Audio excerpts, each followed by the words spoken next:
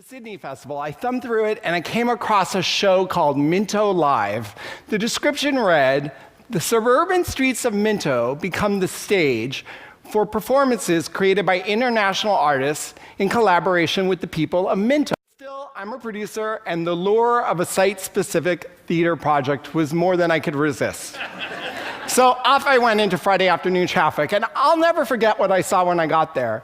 For the performance, the audience walked around the neighborhood from house to house.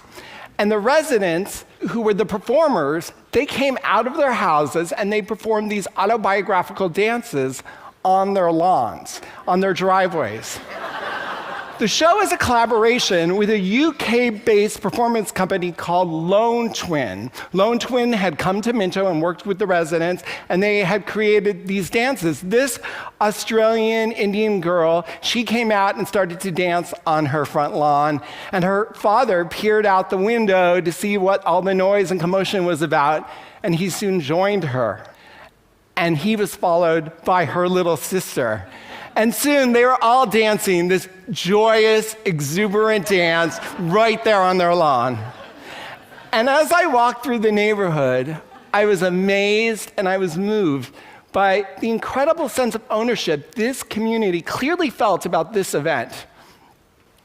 Minto Live brought Sydneysiders into dialogue with international artists and really celebrated the diversity of Sydney on its own terms.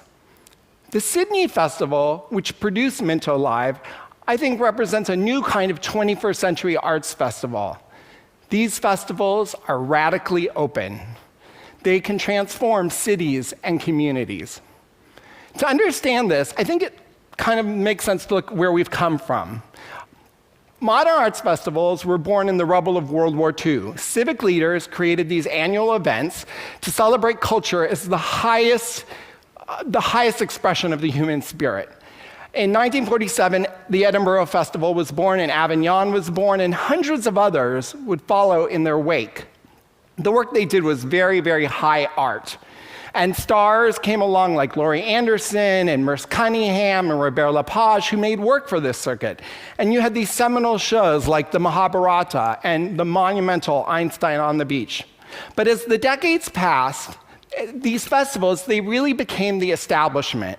And as the culture and capital accelerated, the internet brought us all together, high and low kind of disappeared, a new kind of festival emerged. The old festivals, they continued to thrive, but from Brighton to Rio to Perth, something new was emerging. And these festivals were really different. They're open, these festivals, because like in Minto, they understand that the dialogue between the local and the global is essential. They're open because they ask the audience to be a player, a protagonist, a partner, rather than a passive spectator. And they're open because they know that imagination cannot be contained in buildings. And so much of the work they do is site-specific or outdoor work. So the new festival, it asks the audience to play an essential role in shaping the performance. Companies like De La Guarda, which I produced, and Punch Drunk create these completely immersive experiences that put the audience at the center of the action. But the German performance company Rimini Protocol takes this all to a whole new level. In a series of shows that includes 100% Vancouver, 100% Berlin, Rimini Protocol makes shows that actually reflect society. Rimini Protocol chooses 100 people that represent that city at that moment in terms of race and gender and class. Through a careful process that begins 3 months before, and then those 100 people share stories about themselves and their lives, and the whole thing becomes a snapshot of that city at that moment. Lyft has always been a pioneer in the use of venues. They understand that theater and performance can happen anywhere. You can do a show in a schoolroom, in an airport, in a department store window. Artists are explorers. Who better to show us the city anew?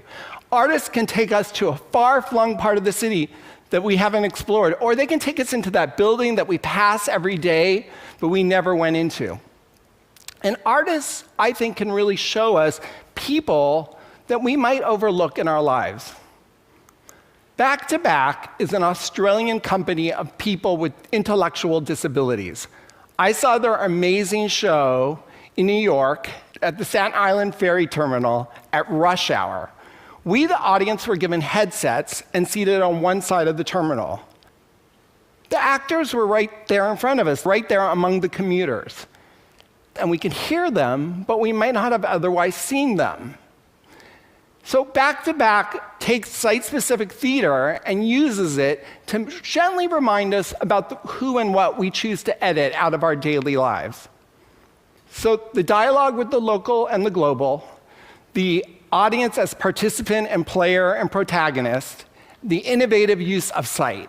All of these things come to play in the amazing work of the fantastic French company Royal Deluxe. Royal Deluxe's giant puppets come into a city and they live there for a few days. For The Sultan's Elephant, Royal Deluxe came to central London and brought it to a standstill with their story of a giant little girl and her friend, a time-traveling elephant. For a few days, they transformed a massive city into a community where endless possibility reigned. The Guardian wrote, "If art is about transformation, then there can be no more transformative experience. What The Sultan's Elephant represents is no less than an artistic occupation of the city and a reclamation of the streets for the people." We can talk about the economic impacts of these festivals on their cities, but I'm much interested in many more things, like how a festival helps the city to express itself, how it lets it come into its own. Festivals promote diversity, they bring neighbors into dialogue, they increase creativity, they offer opportunities for civic pride, they improve our general psychological well-being. In short, they make cities better places to live. Case in point, when the Sultan's Elephant came to London, just 9 months after 7/7, a Londoner wrote, "For the first time since the London bombings, my daughter called up with that sparkle back in her voice. She had gathered with others to watch the Sultan's Elephant, and it just made all the difference." Lynn Gardner in The Guardian has written that a great festival can show us a map of the world, a map of the city, and a map of ourselves. But there is no one fixed festival model. I think what's so brilliant about the festivals, the new festivals, is that they are really fully capturing the complexity and the excitement of the way we all live today.